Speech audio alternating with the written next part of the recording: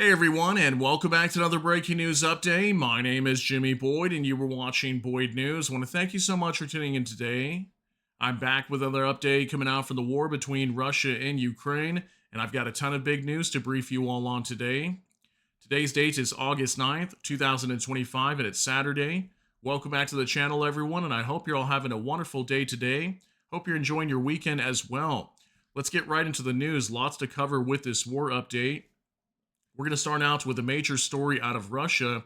Earlier this morning, Ukrainian drones actually struck a Shahed drone storage site. So we're going to talk about this new report here on your screen. Ukraine struck a Shahed drone storage site in Republic of Tatarstan. Ukrainian drones from the SBU Special Operations Center A flew roughly 1,300 kilometers, or about 800 miles, to strike a logistics hub in the village of Kizil Yul, igniting a fire at the site. Okay, so we know in the Republic of Tatarstan, there's actually a lot of different drone facilities that have been constructed over there by the Russians. They're producing lots of different types of drones, Shahed and Grand type, that are regularly used to attack Ukraine. So Ukraine went ahead and struck one of these storage sites inside the Republic of Tatarstan today. I've got video footage coming out from there showing one of these facilities taking a direct hit, and a fire most likely started soon after. This is actually a picture coming out from Russia's Defense Ministry just about a couple weeks ago, and this was actually at the Yelabuga site located in the Republic of Tatarstan. This is one of their production facilities, so I kind of just use this as reference for right now. We'll talk more about that story here in just a minute. We also have information that Ukraine attacked an oil refinery in Russia's Krasnodar Krai region. There was a fire reported near that facility. We'll go over that report also. And then we even have information of Russian strikes in Ukraine today on civilians that have been reported with missiles and drones. And also, Ukrainian President Volodymyr Zlenskyy openly rejected Trump's proposal today to cede territory to Russia. And we talked about that yesterday. Wall Street Journal was reporting that Putin allegedly is ready to stop the war, but that requires Ukraine to concede the Donetsk region over to Russia, pretty much giving up the entire Donbass of eastern Ukraine. That would include Luhansk and Donetsk regions. We did a whole video on that yesterday. And Zelenskyy coming out today and completely rejecting Trump's proposal, where Trump was mentioning yesterday to reporters also that Ukraine and Russia would be kind of like swapping territory. So Ukraine is not okay with that. I'll show you guys some reports regarding that today as well. Let's go ahead and jump into this. Let's hop on over here to X with Drone Bomber. It says approximate flight routes of our UAVs. Red arrows indicate directions of strike UAVs. Blue arrow indicates directions of jet-powered UAVs. All routes information is based on Russian sources. So here's a little map showing the different drones going into Russia over. Now you can see a pretty massive attack here once again. So most of the areas we're going to talk about is like down here in Krasnodar Krai. That's where we had an oil refinery that came under attack. Could have been struck as there was a fire reported near the site. I think Sochi and Adler once again coming under attack by drones. Also, I heard that some of the flight restrictions were being put in place at the Sochi International Airport in Adler once again. This area has been attacked numerous times over the last week.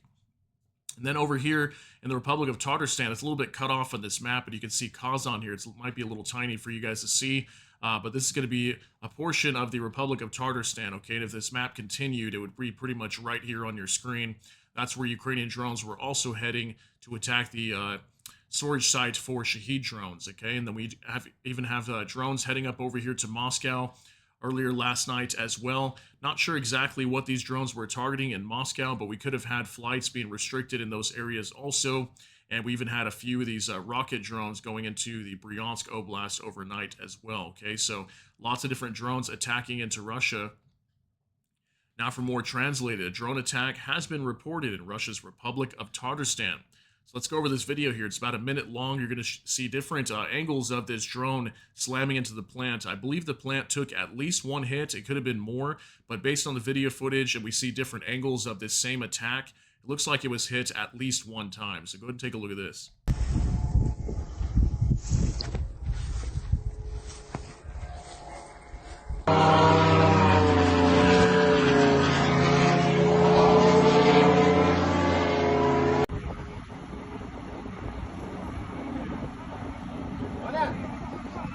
Ебать! На нахуй! Снимай, бля.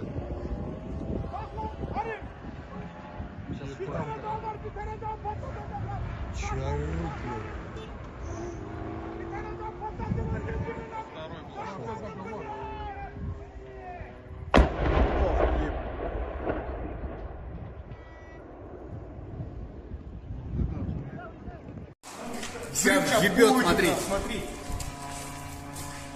Ебать, нихуя он. Все, блядь, Упал, моя.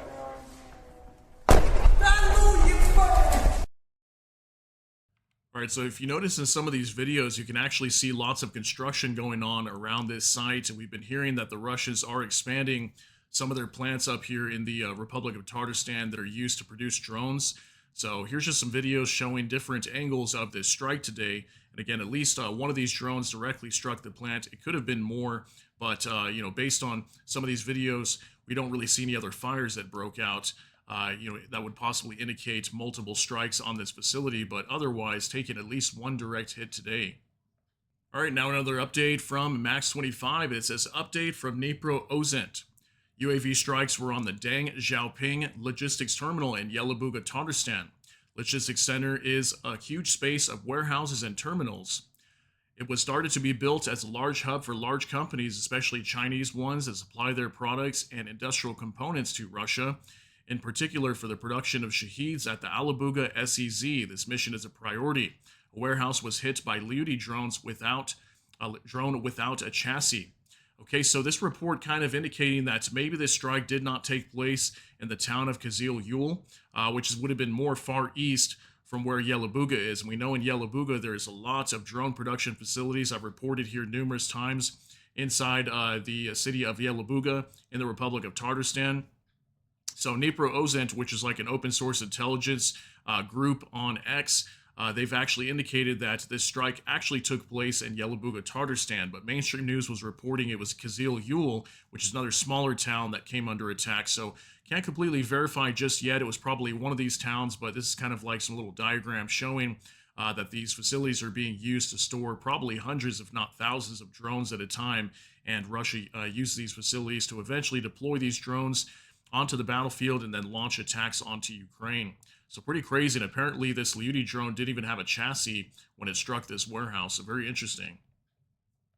Now from NOLA reports, overnight Ukraine again targeted the oil refinery in Slavyansk na Kubani. The extent of the damage is unclear, though locals report a fire near the plant. Yeah, so I think it was just a few days ago actually that Ukraine had attacked this area, and I'm not sure if it was the oil refinery they were going after, but allegedly could have had some strikes on an oil refinery over here in the city of Slavyansk na Kubani. This could be in the Krasnodar Krai region down in southwestern Russia. This is an area that has been attacked a lot over the last week or two. So if I get more information on this, if we hear confirmation that this oil refinery was struck, I'll let you guys know. But here's a picture coming out showing possible fire at this facility, if not nearby it. Now for military news UA in Bashkortostan. A gas explosion occurred at the enterprise of the largest soda producer in Russia. Bashkir Soda Company produces not only soda, but also chemicals that can be used to produce explosives or dual-use goods. 27 victims are known, 21 of them in intensive care. So it looks like we could have had maybe some sort of sabotage attack on this plant. This is something we've seen a lot. There's lots of different plants in Russia just randomly exploding over the last few months. And maybe this was Ukraine's GUR carrying out some sort of sabotage attack on this plant to explode it. As, you know, not only are they producing soda here, but possibly dual-use goods to make explosives for Russia's military as well. And this was video coming out showing a massive fire here that broke out after that explosion there.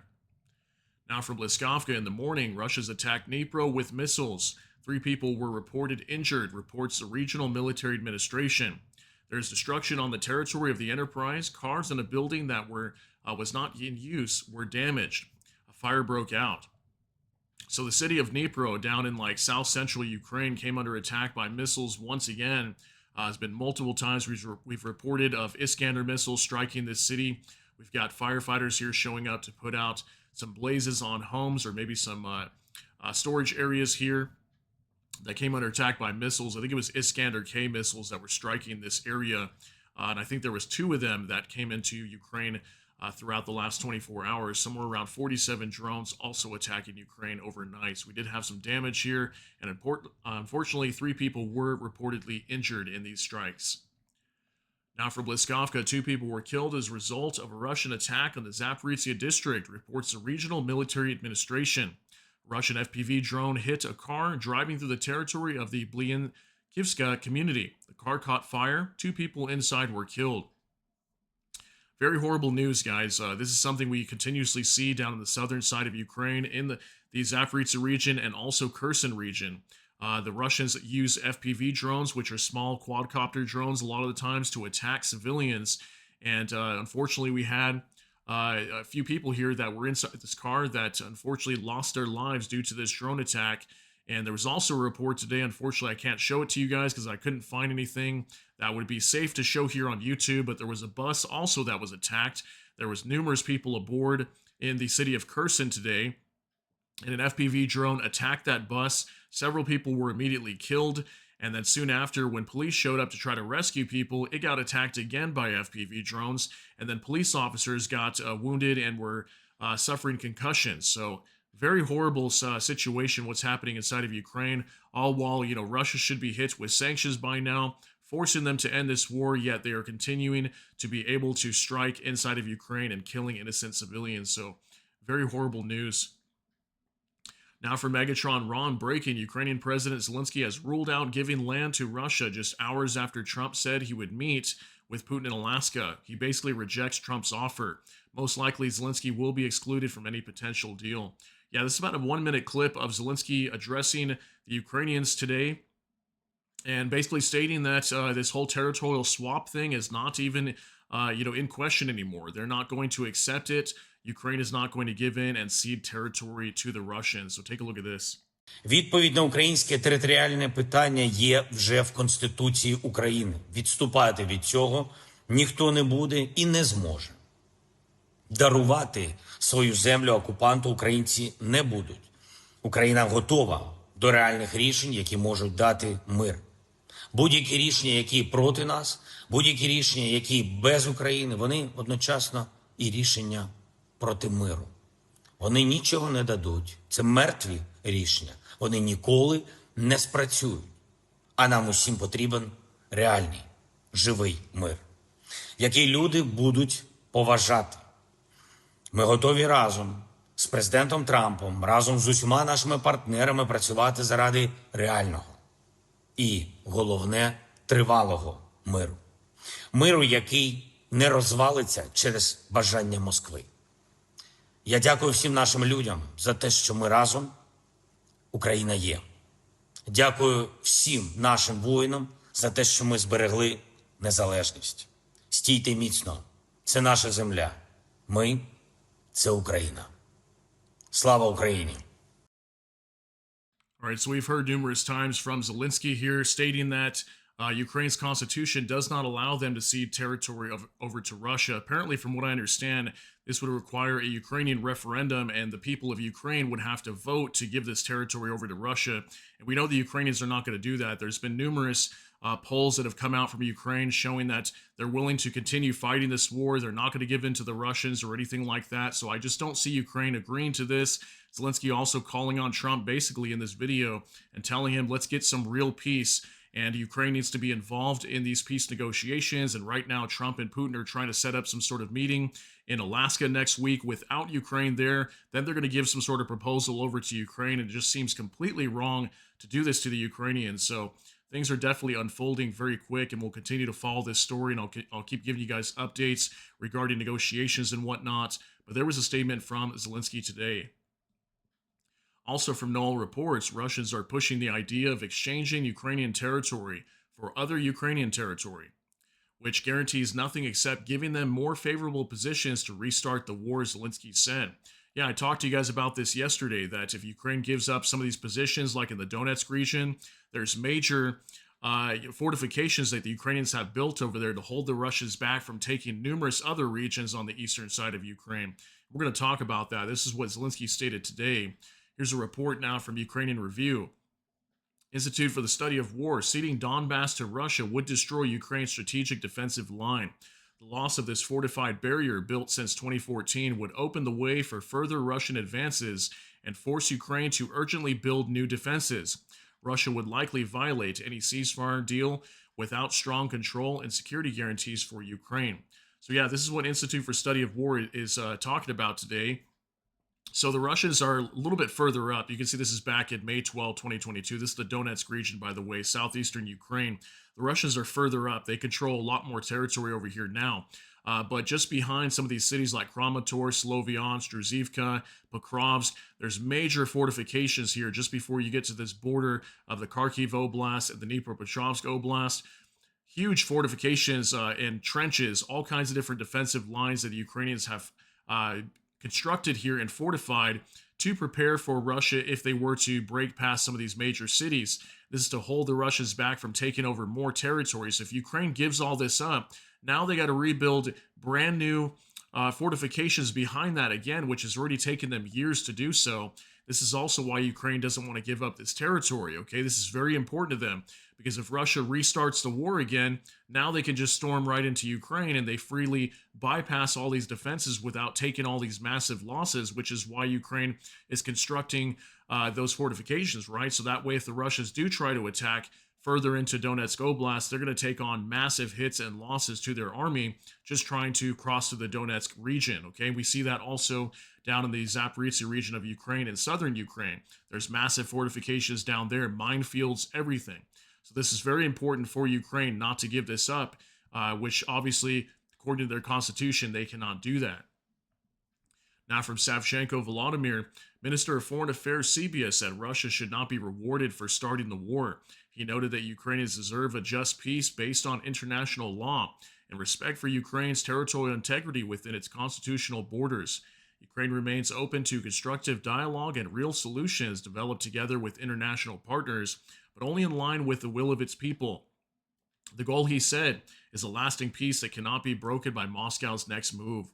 So this was a statement from Andriy Sebra, the foreign minister out of Ukraine. This is him responding to some of these details recently that, Trump is talking about Ukraine giving up territory to the Russians and whatnot. So he's saying that Russia should not be rewarded for starting this war. Let me know if you think you agree with that Russia should not be awarded and give up some of these territories that Russia's been fighting for. And the Russians have not even achieved all their objectives yet. This is a lot of territory that Ukraine would be giving up. So let me know what you think on that. Now from War Translated, Zlensky held talks with European leaders after Trump announced plans to meet Putin in Alaska. He discussed EU accession with Estonia's prime minister, warned Denmark's prime minister that Russia continues to push for territorial exchanges, and agreed with France and the UK on the need to prevent Russian deception. Zelensky reiterated that Ukraine will not make territorial concessions as enshrined in the Constitution. So yeah, allegedly, Zelensky did hold talks with some European leaders over the last 24 hours after we started to hear about Trump and Putin planning this meeting next week, putting together some sort of proposal for Zelensky to cede territory over to Ukraine to end this war. So Zelensky already had talks with European leaders to brief them on this situation. Then also from World Source News 24/7, breaking according to Associated Press, Ukraine's Zelensky rejects a proposed meeting between Trump and Putin in Alaska. Yeah, this was being reported today also. Allegedly, the Associated Press, which is a mainstream news outlet, stating that Zelensky is not okay with this proposed meeting between Trump and Putin, who are going to be meeting in Alaska next Friday. And it's just crazy because, Russia is, Vladimir Putin is wanted by the ICC, the International Criminal Court, for crimes against Ukrainians in the eastern side of Ukraine, especially during the start of the war. And he should be arrested if he shows up on U.S. soil, but yet Trump is allowing him to arrive in Alaska and meet with him directly. So it's just very crazy the way this is unfolding. Now from Ukrainian Review, Macron says, Ukraine's future cannot be decided without the Ukrainians who have been fighting for their freedom and security for more than 3 years now.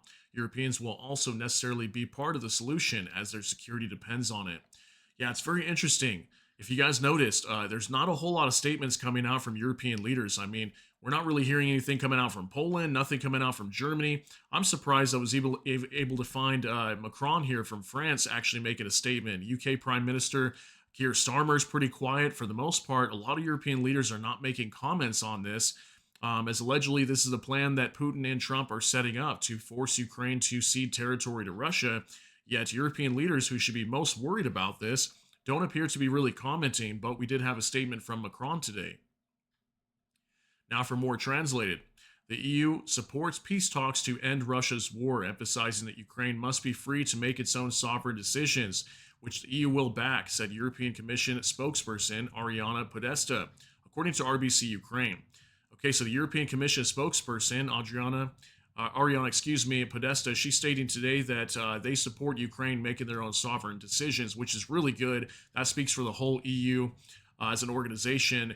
They're okay with supporting Ukraine and letting Ukraine make their own decision on how to end this war. So even if they choose, we don't want to give up territory to the Russians, which Zelensky stated today, they're not willing to do that. The EU is still going to have their back. So that's very good news. Now from NOAA reports, Baltic leaders have condemned efforts to pressure Ukraine into giving up territory, warning that Lithuania, Latvia, and Estonia could be next. Financial Times reports Estonian Foreign Minister Margus Shokna, if I'm saying that right, sorry guys, said if borders can be changed by force, no one can feel safe. Sovereignty and territorial integrity are cornerstones of global stability. We will not tolerate aggression in Ukraine or anywhere else. So there was statements coming out from the Baltic nations, which makes sense. They're most concerned about being attacked, maybe more than anybody right now, by Russia. Here's a report, Financial Times. Zelensky rejects Trump suggestion that Ukraine will give up territory. All right, so we have these Baltic leaders very worried about an invasion from Russia. And think about this, if Ukraine just gladly gives up this territory to the Russians, what signal does that send to Vladimir Putin? He can launch an attack onto another nation. What if he attacks NATO? What if he attacks the Baltic nations, for example, maybe Finland, and takes over territory over there? And then he's like, okay, we'll just cease fire. Give us 30% of your land and we'll cease fire. And then that tells Putin he can do this again and do this again, instead of being hard on Putin and saying, no, you cannot do this. You need to follow international law. You can't just invade other nations and take over their territory and then, secure a peace deal and gain more territory on top of that. Russia's just getting a slap on the wrist versus actually getting real consequences for this invasion of Ukraine. So Baltic leaders are definitely worried about that. They did condemn these efforts to force Ukraine to agree to this peace deal, giving up territory to Russia. Now for Kyiv Independent, Ukraine and allies set to meet in UK ahead of Trump Putin summit, Axios reports. So Axios, a mainstream news publication today, they're stating that Ukraine and its allies apparently are going to hold a meeting in the UK before the Trump and Putin summit next Friday. So probably coming up early next week, I would assume, is probably when Ukraine and its allies will be meeting, but they'll be discussing this, probably figuring out how they're going to respond to this or maybe prevent all of this from happening. So we'll probably be hearing more statements coming out from European leaders here maybe early next week. Now for Max 25. Witkoff misunderstood Putin. The Kremlin still wants to get Crimea recognized as Russian and Donetsk, Luhansk, Zaporizhia, Kherson regions in full, according to Bill. He only proposed a refusal to attack energy facilities in large cities, but not a comprehensive ceasefire. The U.S., on the other hand, proposed to freeze the conflict on the current front line in exchange for a broad lifting of sanctions and new economic agreements with Russia. According to Bill, the Kremlin did not want to accept this proposal. Moreover, Witkoff misunderstood Putin's key statements and considered them a concession. And it says, quote, Witkoff doesn't know what he's talking about, a Ukrainian government official told Bill. We've heard that numerous times, actually, which is very interesting. I don't know too much personally about Steve Witkoff, but I've seen several statements where people say that Witkoff doesn't know what the heck he's doing. And this report out of Bild today, which is a magazine out of Germany, is stating that this whole report that we heard yesterday from the Wall Street Journal of Putin claiming that he wants the entirety of the eastern side of Ukraine. He wants control of Donetsk and Luhansk, and then he'll just kind of stop this war. Now, I'm not sure what happens with Zaporizhia and Kherson. I'm assuming the front lines would just freeze. But allegedly, according to this report today, there's more that Putin wants. And we've heard this already before as well, that, Putin wants control of all the 4 territories they're fighting for. That includes all these 4 right here that we just talked about, okay? Donetsk, Luhansk, Zaporizhia, and Kherson inside of Ukraine. And the Russians have demanded this before. Vladimir Medinsky, the leader of the Russian delegation that met with the Ukrainian delegation for peace talks in Istanbul, Turkey, said at one point that Russia would continue this war. They weren't afraid to continue the fighting against Ukraine, and they will do whatever it takes, even if it takes 10 years, 20 years, they will continue fighting inside of Ukraine. So we know Russia's real ambitions here, so this kind of lines up with what we have already seen with Russia before, and if this is the case, nothing has changed. There is no change on the battlefield. Russia still has the same exact demands for Ukraine to withdraw from all these territories, give them up to Russia, and that's it, okay? So very interesting today. Now from Noel Reports. In the latest round of Trump's tariff and sanctions battles, Bloomberg reports Russia has offered China discounted oil that India turned down, while Reuters says India has paused U.S. arms purchases over Trump's tariff policy. At the same time, Bloomberg notes China, aiming to avoid possible Trump tariffs, is defending its purchases of Russian oil as justified. Here's the report. It actually came out starting yesterday from Bloomberg. It says Russia's Urals touted to China refiners as oil flows in flux. So from what I understand here, so because of these tariffs getting put down onto India, we have Indian refiners just the other day that were reporting that they were going to stop spot purchases of Russian oil moving forward into like October, meaning they're not going to be buying a lot of Russian oil. They could be buying it from somewhere else, maybe from the UAE, the Middle East, or maybe from West Africa or something like that. But allegedly, Russia is in panic mode now, and they're calling on China to start purchasing discounted oil. They're giving them like really good pricing and saying, hey, please start purchasing this because India might not be buying it anymore. So that's a big sign that India could be pulling out soon as they're concerned about these tariffs. They might not be purchasing Russian oil, and Russia's definitely panicking, trying to run to China to purchase as much oil as possible, even at a discounted price. Now from Max 25, Ukrainian sabotage and reconnaissance group attempted to penetrate into the territory of Bryansk region, according to Astra. Niat Manev in Bryansk region, a group of about 15 to 25 people was discovered by Russian border guards, and they repelled the attack, apparently. This was reported by Astra, which is like a Russian source. So allegedly, the Ukrainians could have tried to cross into the Bryansk region. We've heard about this numerous times. This is just over the border from Ukraine's Cherniv region up in northern Ukraine, right next to Belarus as well. And it's probably been at least 2 or 3 reports we have heard where the Ukrainians try to cross into this territory of Russia in the Bryansk region, and so far have not really been successful. So yeah, allegedly there could have been about 15 to 25 troops that pushed into this area and could have been eliminated, but not really sure yet. Not a whole lot of details on this story. Maybe we might hear in the next week that Ukraine opened up a new offensive over there. We'll have to wait for more information on that. Now for Max 25, Kremlin has removed Alexander Lapin, I'm not sure how to pronounce his last name, the commander of the Sebra group of forces advancing on Sumy, replaced him with Colonel General Yevgeny Nikiforov. This is likely due to the Russians losing 3 battalions during the liberation of several villages in the Sumy region by Ukrainian 225th Regiment. For the Ukrainians, this will mean increased attacks in the north of the Sumy region. So this is not good news. The Kremlin removed the commander of the battalions that are currently fighting inside of the Sumy region of Ukraine, okay, up in northern Ukraine. This is right next door to Ukraine's Cherniv region, which is where Bryansk is at, where we were just talking about. So, yeah, we heard several months ago, probably about 2 months ago now, that the Russians have been trying to attack into Ukraine's Sumy Oblast over the border from the Kursk region in Russia. And allegedly due to massive losses, that's why the commander was being replaced. So apparently new commander, Colonel General Yevgeny Nikiforov, is going to be taking over. That means more likely new attacks going to be onto Sumy. And, this was yet again another failure from the Russians to try to attack another area of Ukraine, and they were stopped. So far they have been, from what we've been hearing out of Ukraine's military. So we'll wait for more updates out of the Sumy Oblast, but doesn't look good in the future. If they're starting to replace the commander, that means they're going to be launching more attacks over there. Now from Liskovka, air defense forces of Ukraine shot down and suppressed a Russian Iskander-K cruise missile and 16 UAVs. In total, the Russians attacked with 47 Shahed-type strike UAVs and various types of imitator drones, as well as 2 Iskander-K cruise missiles. A total of 31 UAVs were recorded at 15 locations. So 49 munitions going into Ukraine overnight in total. We had 2 Russian Iskander-K cruise missiles that were fired. Some of these, I believe, were striking inside of the city of Nepro, where we had, unfortunately, people being injured today. I did show you guys pictures of that earlier. And then also on top of that, about 47 drones going into Ukraine, and a good majority of them were shot down. Okay, 31 UAVs were recorded at 15 locations. So there's your update there regarding drones entering Ukraine. In our final update of the day, the Kyiv Independent. These are the indicative estimates of Russia's combat losses as of August 9th, according to the Armed Forces of Ukraine. And our final update here, Russia's losses as of August 9th, 940 troops, 1 AFV, 125 vehicles and fuel tanks, 5 tanks, 41 artillery systems, and 147 UAVs, and 1 anti-aircraft warfare system.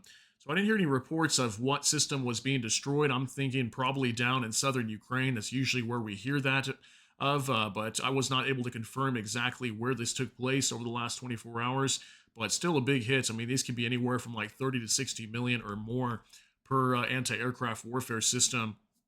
Aside from that, 41 artillery systems about average. Tanks and AFVs, still very low numbers, what we have been seeing recently. Vehicles and fuel tanks about average, around 100 we usually see. And then troop losses, not big fluctuations there either. But aside from that, guys, I want to thank you very much for being here for today's update on August 9th, 2025 on Saturday. And I hope you guys have a wonderful rest of your weekend. And just a kind reminder to let you know that I most likely won't be here tomorrow. Usually Sundays are my allocated day off. I try to take one day off each week to kind of rest and relax, enjoy my time for myself and my family. Otherwise, I will be here on Monday to share more updates with you guys, and we're going to find out what's going to happen next week with these whole peace talks between Ukraine and Russia. So thank you so much for tuning in. Let me know what you think about all these details down below in the comment section. But that's going to be it for today's update. If you got something out of this, please smash that like button. Also, if you enjoy my content, please consider subscribing down below. Hit the notification bell. That way YouTube can notify you. And with that, hope you all have a great day. Everybody take care and God bless. And we'll see you in the next one.